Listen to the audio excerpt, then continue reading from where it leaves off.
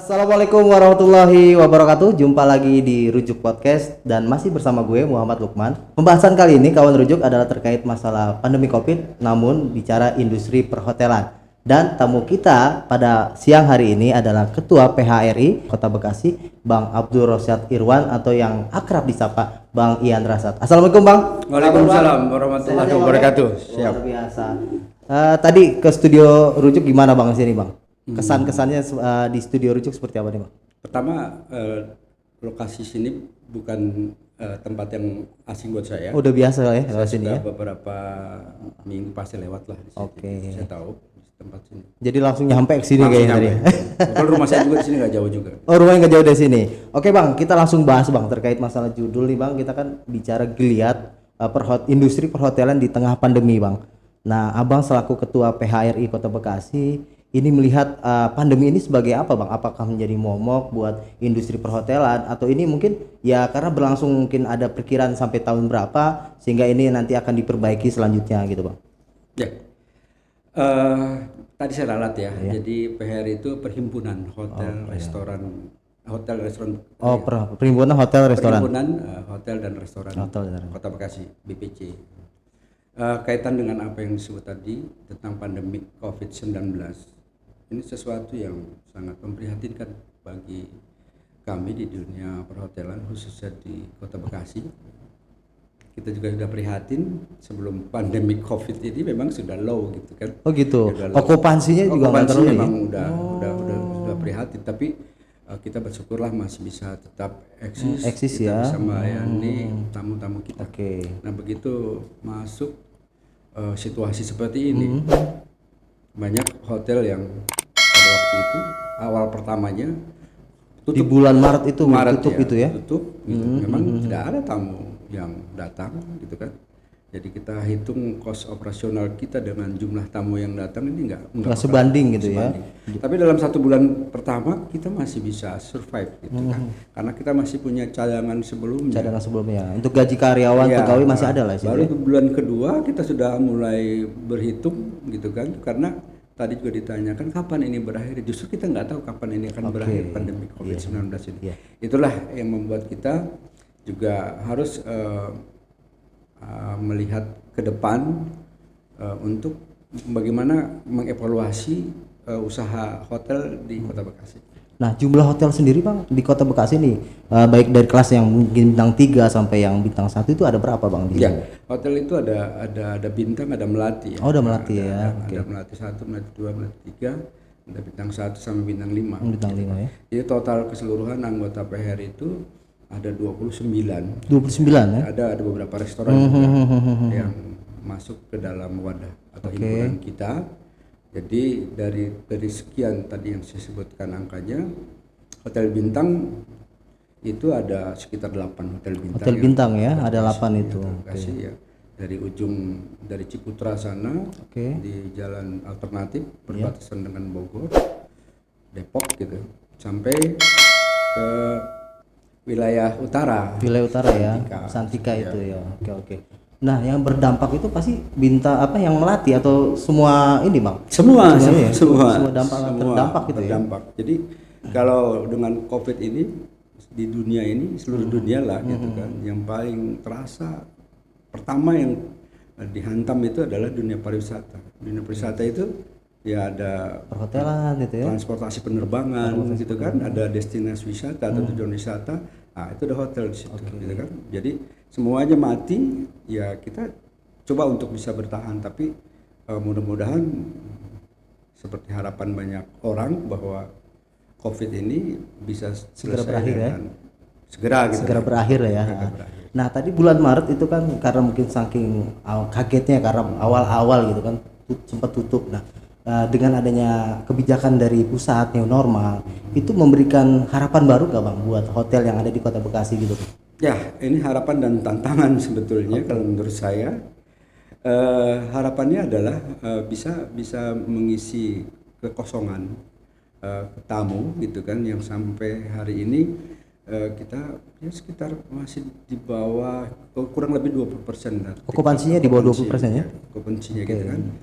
Kita sudah merasionalisasi kegiatan operasional kita, termasuk juga pengurangan tenaga kerja, gitu kan? Itu udah upaya seperti itu. Nah, tapi tamu ini dengan adanya COVID apalagi fase kedua,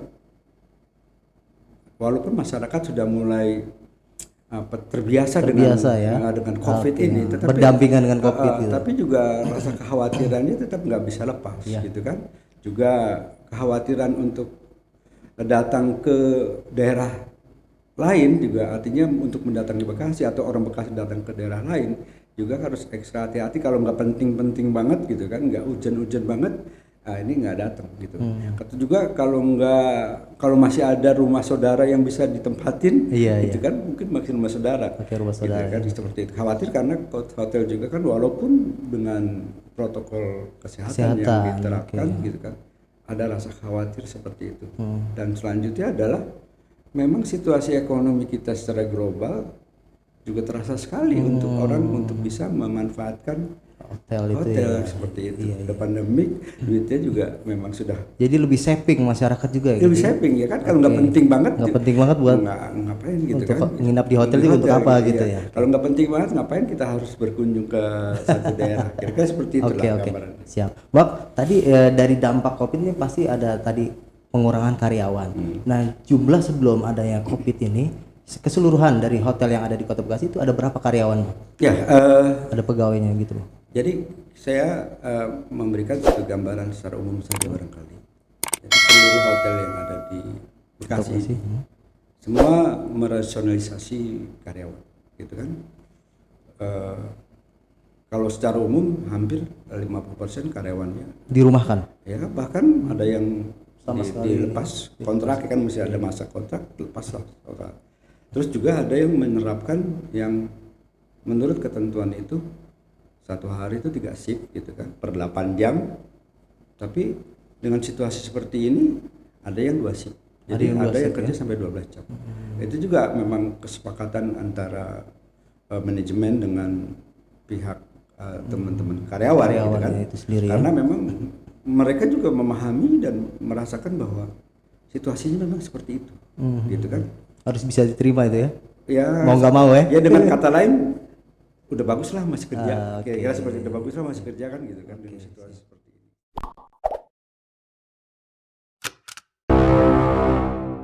Baik Bang Ian, solusi apa nih Bang yang ditawarkan dari PHRI agar tumbuh kembang nih perhotelan atau geliat perhotelan itu kembali meningkat lagi Bang? Ya,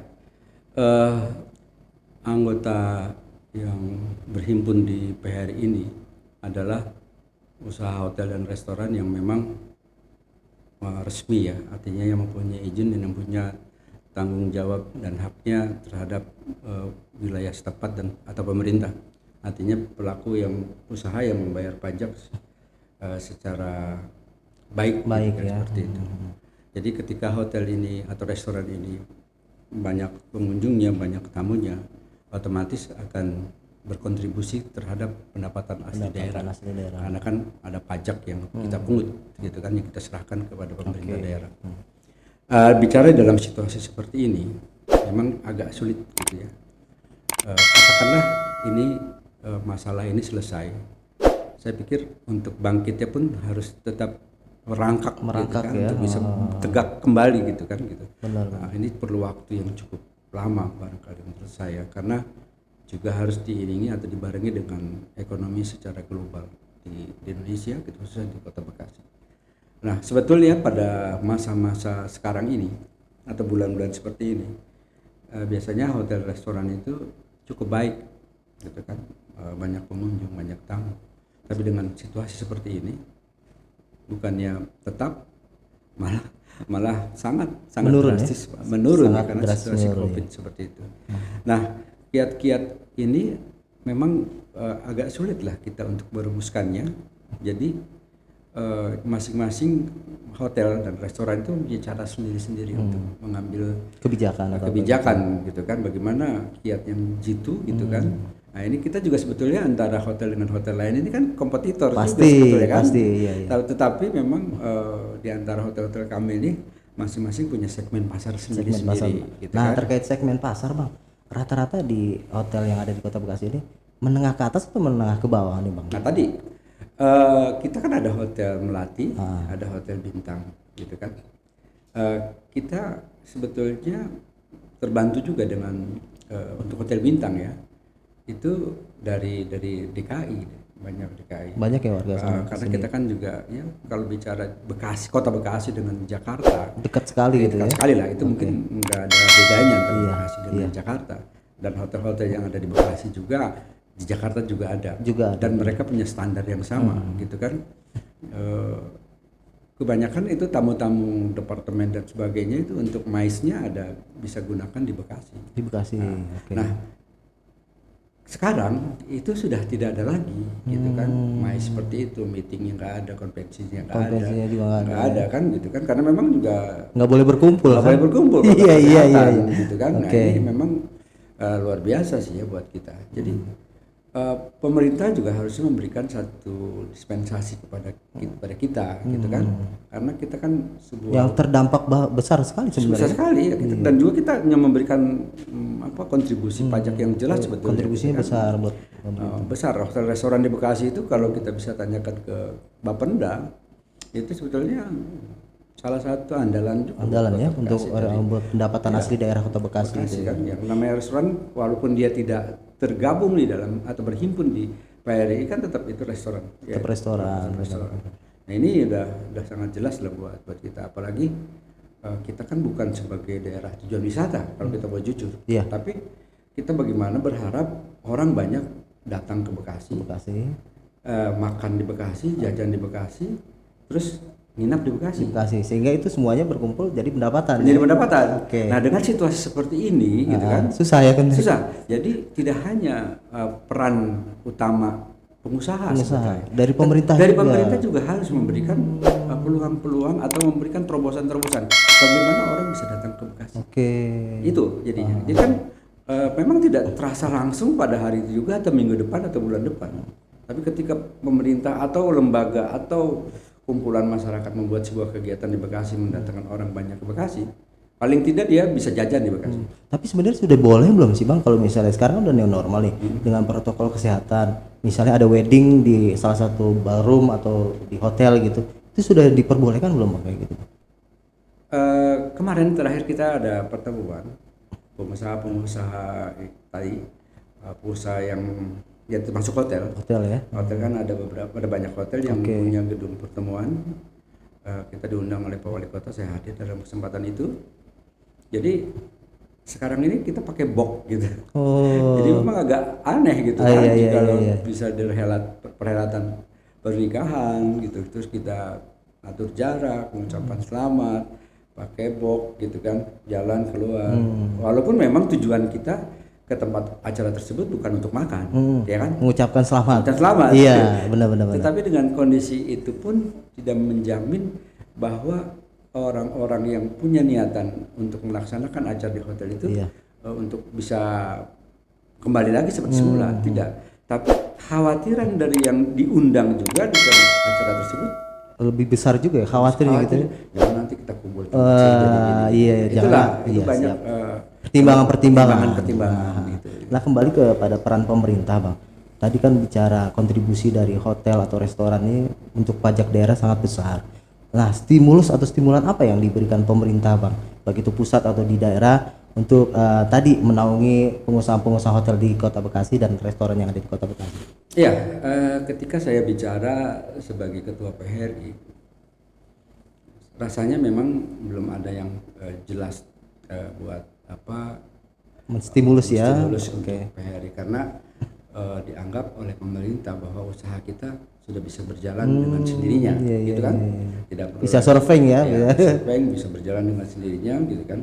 Nah, tetapi juga menurut saya tidak ada salahnya juga kalau pemerintah juga memberikan stimulus, gitu kan? Bagaimana yang tadi saya katakan, orang banyak berkunjung ke Bekasi, datang ke Bekasi, gitu kan? Kita punya banyak tempat orang untuk dikunjungi, gitu kan? Nah itu harusnya melakukan seperti itu. Nah kebetulan saya juga di KONI, bagaimana kita mempunyai event-event kegiatan olahraga, nanti kita bisa disinergikan dengan hotel gitu, kita mengadakan kejuaraan nasional gitu kan, bahkan regional, beberapa negara ASEAN juga pernah datang ke kita. nggak mungkin dia tidur di ember. Jadi di hotel-hotel yang ada di Kota Bekasi ya. Di Hotel Bekasi. Nah, yang jadi persoalan kita sekarang ini, dulu itu memang masih seperti itu kita mengadakan kegiatan. Tetapi sekarang dengan banyaknya apartemen, jadi mereka Jangan berdampak sekali sebenarnya. mereka tidak tinggal di hotel lagi. Jadi Mungkin karena biaya lebih murah kali Pak. satu itu. Itu. Terus jadi pertanyaan kita, apa yang menjadi kontribusi buat pemerintah dengan adanya apartemen? Kan mereka tidak membayar Iya, hunian ya, mereka flat ya artinya ya, cuman awal doang gitu ya. awalnya aja. Kalau di hotel kan mereka bayar, kita bayar 10% dari jumlah. Jelas juga untuk pembangunan Kota Bekasi sebenarnya itu kontribusinya. itu juga merupakan PR juga buat pemerintah daerah gitu kan, dengan muncul dan tumbuh berkembangnya ini apartemen. Di sisi lain hotel juga punya tanggung jawab dan kewajiban terhadap banyak karyawan. Nah ini juga harus Nggak sebanding sebenarnya ya kalau bicara itu ya. Iyalah. Ya, jadi dan itu kan mengurai pendapatan pemerintah. Pemerintah juga tahu. Iya. Nah, itulah nanti mungkin dengan adanya hal seperti ini yang kita lakukan, bisa jadi merupakan awal atau pemikiran buat pemerintah. Yang menjadi pertanyaan, stimulus apa yang harus diberikan kepada itu kembali lagi kan Kalau pemerintah mengeluarkan kebijakan yang tadi buat pengusaha ini biar lebih bertahan lagi gitu kan. Ya.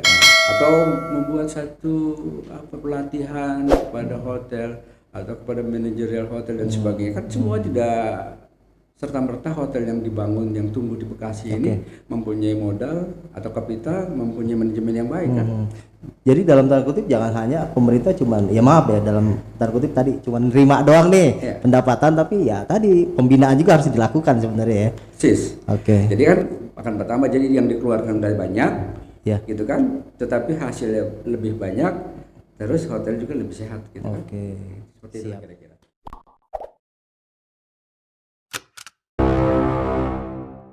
Baik Bang Ian, tadi terkait masalah kontribusi nih Bang, bisa nggak digambarkan secara umum berapa persentasenya Bang untuk pajak yang disetorkan ke pemerintah Kota Bekasi dari seluruh hotel yang ada di Kota Bekasi? Iya, katakanlah secara keseluruhan bahwa rata-rata okupansi di Kota Bekasi dengan keadaan normal itu 60% lah. 60%? Misalnya 60% normal ya, 60%. 60 sampai 70% lah. Dari kalau 60% sampai 70%, kalau satu hotel itu saja misalnya punya pendapatan sekitar 100 juta. Misalnya per bulan lah. Per bulan kita ambil kecilnya saja. Siap. 100 juta. 100 juta per bulan. Tapi ada sekitar 25 hotel, kita rata-rata seperti itulah. Berarti 2,5 miliar. 2,5 miliar per bulan per bulan. Jadi kan 2,5 miliar. Dari 2,5 miliar itu berarti kan ada 10% yang kita berikan kepada pemerintah daerah. Itu gambarannya seperti itu. Jadi 250 juta ya untuk pemerintah Kota Bekasi. Itu gambar umum aja ya. Hotel dan restoran. Kalau lebih banyak lagi restoran kan? Kalau restoran gimana? Sama. Lebih banyak lagi tuh ya. Karena nggak hanya hotel aja, restoran ada juga. Restoran. Itu berapa gambar umumnya persentasenya? Ya kalau hampir sama lah. Secara umum sama seperti itu.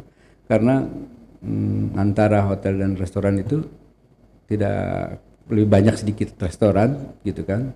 Artinya gini, yang datang ke Bekasi banyak, jajan ke Bekasi banyak. Tapi orang kan nggak tidur di hotelnya, jajan juga. Iya, kira-kira benar. Bang, masih membahas terkait masalah tadi Bang nih, pembangunan apartemen di Kota Bekasi kan ya kita tahu lah belakangan terakhir begitu banyak nih Bang. Tadi dampaknya yang dirasakan oleh pengelola atau pengusaha hotel itu sendiri itu sangat besar karena mungkin hotel kan tiap hari atau setiap ada pengunjung itu kena pajak Bang. Nah kalau apartemen itu kan mungkin ya di awal aja tuh bayar uang pembayaran apartemen aja gitu.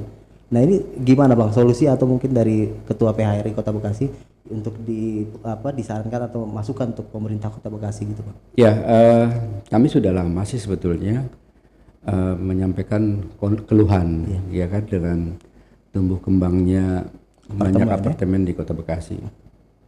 Walaupun banyak yang mengatakan tidak hanya di Bekasi gitu kan, di beberapa daerah juga memang sedang tumbuh berkembang ke atas apartemen gitu. Hunian vertikal gitu ya. Dan ini memang tantangan ya, saya bilang tantangan bagaimana kita bisa bersaing dengan apartemen.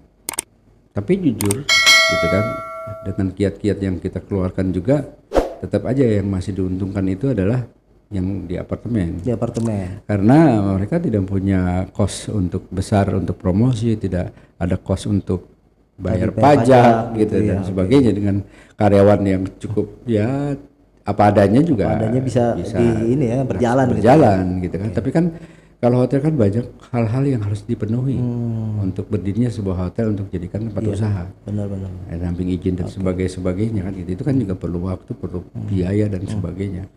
Nah untuk hotel sendiri kan untuk mungkin ya kita tahulah di media massa atau beberapa pemberitaan bahwa ditemukan nih di apartemen mungkin maaf dalam tanda kutip ada yang bukan pasangannya menginap. Tapi di hotel sendiri itu lebih ketat mungkin Bang ya kalau untuk aturan itu. Kita tidak bisa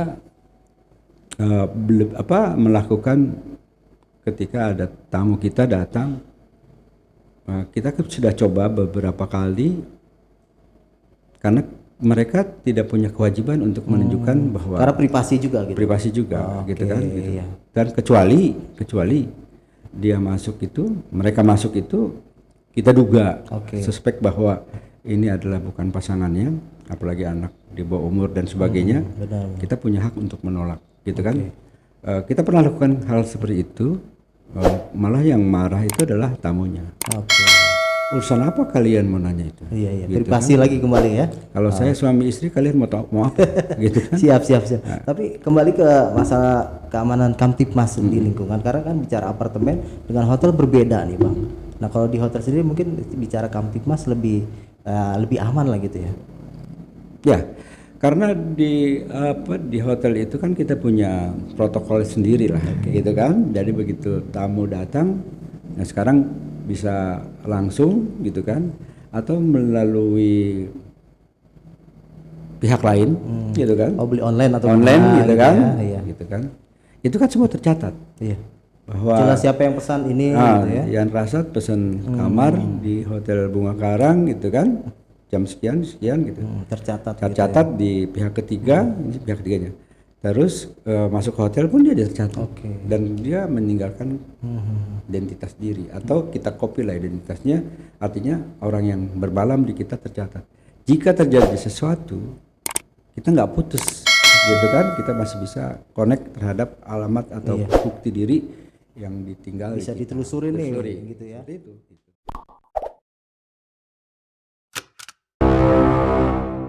Bang Ian, ini Kota Bekasi ini ada salah satu hotel kalau nggak salah ya, sudah ditunjuk untuk dijadikan tempat isolasi bagi orang tanpa gejala COVID-19. Nah, selaku Ketua PHRI Kota Bekasi, Pak, dilibatkannya hotel untuk isolasi ini bagaimana, Pak? Positifkah atau mungkin ya ada catatan-catatan gitu, Pak? Ya, pertama kalau kita katakan positif, bisa positif dengan hunian atau okupansi hotel saat ini memang lagi drop gitu kan. Benar. Itu bisa positif. Tapi sebagai tantangannya adalah karena kita tidak terbiasa untuk melayani pasien gitu kan. Ini bukan penyakit biasa nih. Kompetensi kita juga, kita melayani orang sakit di hotel gitu kan. Kita kan biasanya melayani orang yang sehat. Nah, ini kan sebuah tantangan juga. Nah, tapi saya yakin pemerintah dengan adanya program seperti ini gitu kan sudah dipikirkan bagaimana penanganan dan sebagainya. Inilah yang kita sedang tunggu gitu kan. Petunjuknya atau gambaran yang jelas tegas gitu, bagaimana kita bisa untuk melayani gitu kan. Tapi tetap dengan terlindungi ya. Terlindungi ya gitu kan. Nah, saya juga ingin mereaksi sedikit tadi. Jadi pemerintah tidak menunjuk. Jadi yang ada beberapa hotel yang bersedia. Bersedia. Jadi dari hotel sendiri yang bersedia. Gitu ya? Pertama kan luar biasa nih Bang. Ya, hotel di Bekasi ini hotel mana saja yang bersedia untuk pasien COVID. Gitu. Artinya sudah ada pembicaraan dulu antara pemerintah daerah dengan PHRI mau hotel mana yang akan bersedia untuk jadi tempat isolasi gitu ya? Pertama sih memang dari nasional, dari pusat kan, ketika ada program seperti ini atau kebijakan seperti ini menangani pasien COVID yang semakin meningkat, gitu kan. Kita kan juga punya PHRI Jawa Barat gitu kan. Jadi dari pengurus PHRI Jawa Barat dengan ke beberapa daerah, hotel-hotel mana saja yang di kota atau di kabupaten yang bersedia gitu kan. Jadi memang ada yang cepat merespon hal tersebut. Contoh di Kota Bekasi ada Green sih ya, Green Hotel ya. Namun demikian juga tidak serta-merta satu hotel itu bersedia lantas menjadi tujuan atau ditempatkannya pasien tersebut, pasti tidak. Nanti ada beberapa hal yang harus dilakukan gitu kan. Apakah ini layak atau tidak hotel itu untuk bisa menerima pasien COVID. Dari kelengkapan dan kesiapan. Di samping nanti juga setelah dianggap cukup baru diberikan edukasi, pelatihan dan sebagainya. Standar apa yang harus dipenuhi oleh hotel itu. Nah, itu nanti akan dilakukan gitu kan. Dengan situasi seperti ini sebetulnya secara umum sih kita siap gitu kan. Kita juga punya komitmen untuk bersama-sama dan punya tanggung jawab terhadap situasi seperti ini gitu kan. Namun kita juga punya tanggung jawab yang jelas dan nyata bahwa saat ini kita sedang berjuang hotel ini bagaimana bisa mempertahankan ini. Hotel bisa hidup. Nah, hidupnya hotel ini kan berarti kita harus mampu. Tadi ada okupansi, ada yang datang kunjungan gitu ya. Harus mampu bisa menjamin tenaga kerjanya bisa makan gitu kan. Gitu kan. Kembali lagi ya, gaji ke pegawainya gitu kan gitu. Tadi sisi positifnya menarik mungkin tadi dari tingkat okupansi atau ini pendapatan hotel itu adalah karena bersedianya hotel tersebut untuk tempat isolasi gitu. Nah, sejauh ini sudah ada berapa hotel yang tercatat dari PHRI yang bersedia gitu Pak Ketua? Yang pertama adalah Hotel Green. Tapi tidak dikatakan bahwa hotel lain juga tidak bersedia gitu kan. Karena hotel-hotel juga berdoa secara umum, mungkin banyak orang semua agar COVID ini tidak sampai ke hotel. Jangan gitu kan. Karena ketika nanti di Bekasi di hotel-hotel terisi oleh COVID, dampak paskanya itu ya. Bukan paskanya juga artinya bahwa orang yang terpapar atau terjangkit COVID itu sangat luar biasa. Iya. Ya kan, kalau sudah masuk hotel gitu kan, stadion aja udah pasti penuh. Yang kita punya rumah sakit itu pasti penuh. Udah penuh. Ya. Berarti ini hotel nih kan. Itu kan prihatin kita dengan situ. Jadi tidak senang juga kita menghadapi kondisi seperti itu. Kita malah jadi prihatin. Makanya kita berdoa jangan sampailah hotel dipakai. Walaupun sudah disiapkan. Tapi kalau memang itu terjadi, ya kita punya komitmen untuk melakukan itu. Siap. Nah, bicara tadi hotel nih bersedia untuk menyiapkan untuk tempat isolasi. Karena kan bicara hotel ini berdampingan dengan masyarakat nih. Nah, ini perlu edukasi ke masyarakat sekitar nggak tuh Pak Ketua? Abang Ian. Saya pikir itu bukan hanya hotel yang punya tanggung jawab untuk bisa menjelaskan atau untuk bisa meyakinkan masyarakat menerima. Iya. Pemerintah juga punya kewajiban itu. Artinya perlu sosialisasi. Ya barangkali bisa seperti ini. Ini aman pasien di sini, gitu kan? Bahwa dengan kondisi yang cukup ketat, gitu kan? Dengan protokol kesehatan yang jelas, pemerintah bertanggung jawab terhadap kondisi masyarakat sekitarnya, gitu kan? Seperti itu kan? Nah, itu jaminan itulah yang pemerintah yang tahu, karena pemerintah itu umum, artinya dia punya kompetensi tentang hal tersebut, seperti itu. Nah, setelah tadi kita bicara masyarakat juga harus diinformasikan atau diedukasi pemerintah selain dari pengusaha hotel tersebut, pasti kan setelah dipakai oleh pasien ini nanti ada dampak nih Bang. Nah, kompensasi apa yang diterima mungkin Bang dari pengusaha hotel setelah mungkin hotelnya dipakai untuk tempat isolasi gitu Bang? Ya. Atau ada apresiasi gitu? Bukan mungkin sih ya. Kita merasakan semua ketika awal-awal kita dihantam oleh badai besar pandemi 19 ini gitu kan, semuanya kita dibuat parno gitu kan, semua dibuat parno. Psikologisnya kita semua semua. Tapi semakin lama, semakin waktu berjalan sampai hari ini berdampingan jadi masyarakat sudah mulai agak terbiasa, walaupun tetap waspada gitu kan. Nah, ketika ada pasien ditampung di hotel gitu kan untuk karantina atau istilah isolasi, artinya untuk kebaikan si pasien itu sendiri gitu kan, ini kan kekhawatiran itu dari masyarakat sudah tidak seperti di awal, ini udah mulai berkurang. Tetapi yang disebut barangkali bisa dikatakan stigma, oh hotel itu kan bekas isolasi, tempat isolasi gitu, gitu.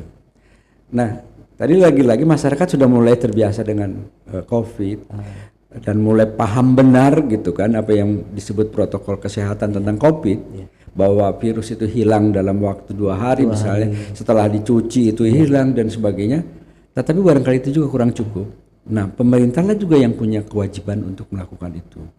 Artinya, tadi pemerintah yang punya kompetensi itu yang bisa mengatakan bahwa hotel yang dipakai untuk isolasi pasien COVID dinyatakan sudah clear, gitu kan? Terbebas itu ya. Terbebas.